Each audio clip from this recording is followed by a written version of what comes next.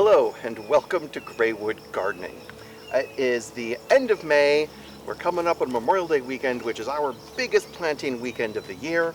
The very first thing I'm doing is actually transplanting some plants from here in the cottage garden. They're going to go down to the butterfly garden because Mrs. Greywood has decided she does not want them here any longer, starting with these chrysanthemums. We're going to be replacing them later this year with a different type and different color of chrysanthemum. But once I get all this stuff transplanted down and backfilled, we have the cottage garden to plant. We've got planting to do on the mound, the lower terrace garden, the porch garden, the veggie garden, and tons of stuff to put into the butterfly garden. So I kind of don't think we're going to get through it all, but we've got 3 or 4 days. We'll see how much we can get done. And are you ready to help? And I'm getting ready to weed. You're getting ready to weed? Okay.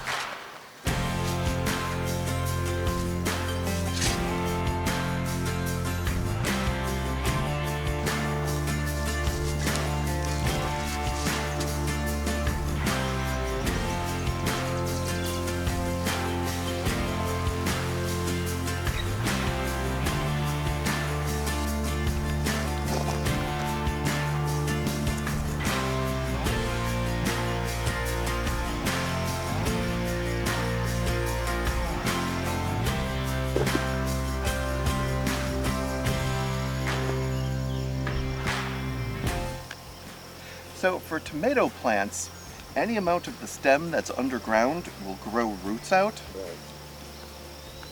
So some people like to take advantage of that by trying to plant the plant at like a 45-degree angle to get a really long length of stem shooting down roots. I kind of prefer to do the opposite and just plant the whole thing as deep as I can get it. The logic here is I want the roots that exist to be down where there's a lot more moisture right away. But both methods seem to grow healthy tomatoes. I'm doing a couple things different in the tomato bed this year. The first of which is I planted carrots in a couple spots that I knew would be in between the tomatoes.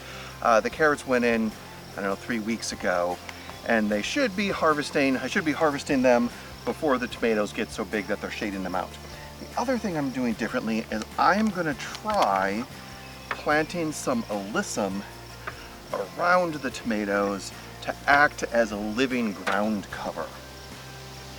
So we'll give it a shot with the alyssum, see how it does. Of course, the danger is the alyssum is also going to be competing with the tomatoes for nutrients, for water, but I should be able to just water it enough, and maybe I already fertilized the tomatoes a bunch. So I'm hoping that this creates a nice middle ground cover instead of mulching. We'll see how it works out.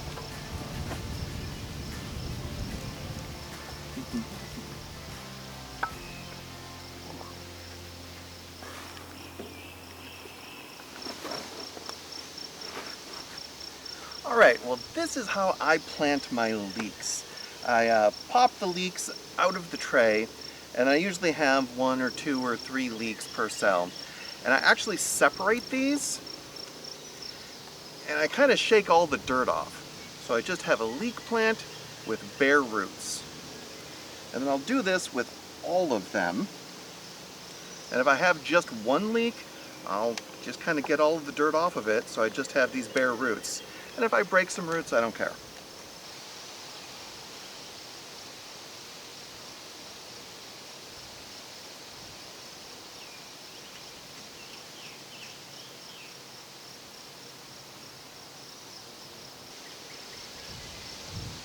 I do make sure that these are well watered before I do this, so the plants have good moisture and the roots are nice and wet. All right, so now I have all my leeks. To plant them, I actually use this chunk of rebar, and I put a piece of tape on here at 8 inches. So I just want to make an 8-inch hole. And this rebar is actually a little skinny in diameter, so I'll wiggle it around a little. I'll chunk this in. It's 8 inches deep. Ooh! And my soil is really dry, so my hole is caving in. Then I will take my leek and drop it in the hole, and I won't even fill it in. I'll just leave it like that, put on the sprinkler and water it. The idea here is every part of the leek that is inside of that hole will be the blanched white part, which is the part that you want to eat. So this is a good way of getting good blanched leeks.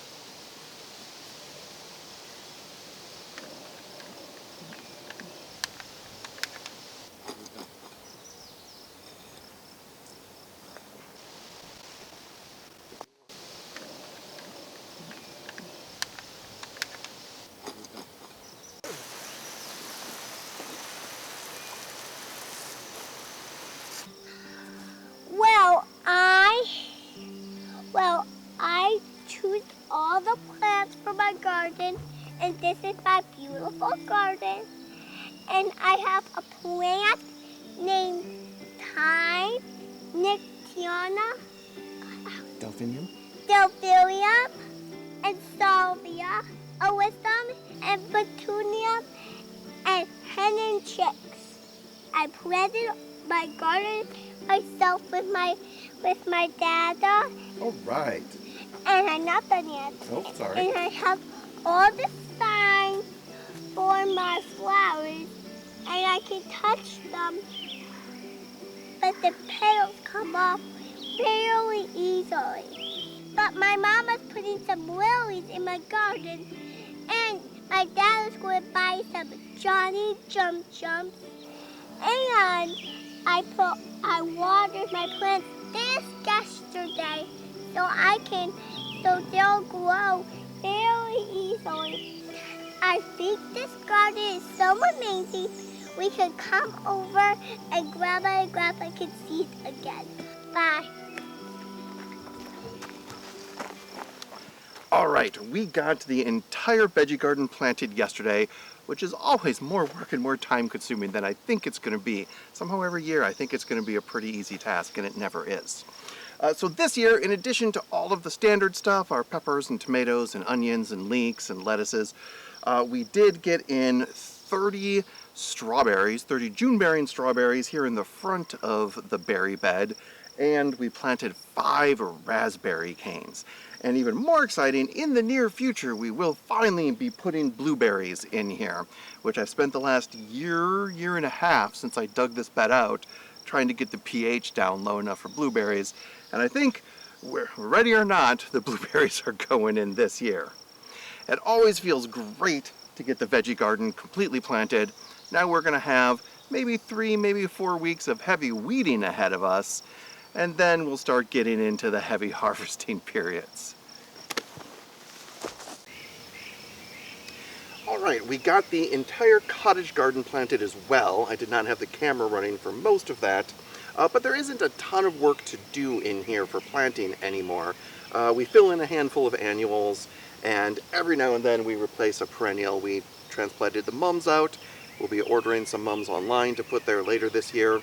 And we had an aster growing right here that just every year was getting diseased, dying back. Every year we thought it was dead, and then every spring it comes back up, but we're never actually getting any blossoms out of it. So we decided this year to replace it with sedum, which is maybe not the most cottage garden-y of plants, but we wanted to get that fall color. So this was planted last night. First thing this morning I came out and saw that one of these sedums has been eaten to the ground. I think that is the work of a rabbit. So hopefully these other sedums make it. Maybe we'll get some cat litter or something out here to try to deter the bunnies a little bit. Otherwise, the cottage garden is coming up really nicely. The alliums are blooming, and the iris have just started to bloom, but looking at the ridiculous quantity of flower buds on the iris this year, I think this year is going to be the peak year for the bearded iris. They are getting a little crowded, So later this summer, probably in August, I'm going to be digging them up and dividing them, and that'll thin the number down a little bit. Alright, I think we are going to end this video here. We have not planted out the butterfly garden yet. We decided to push that to next weekend because there's a lot to be done there. And if you have any questions for me, as always, you can leave a comment below, or you can email me at brian@greywoodgardening.com. Until next time, happy gardening. Maybe there's more like caterpillars, and maybe they'll turn into make a cocoon and turn into butterflies.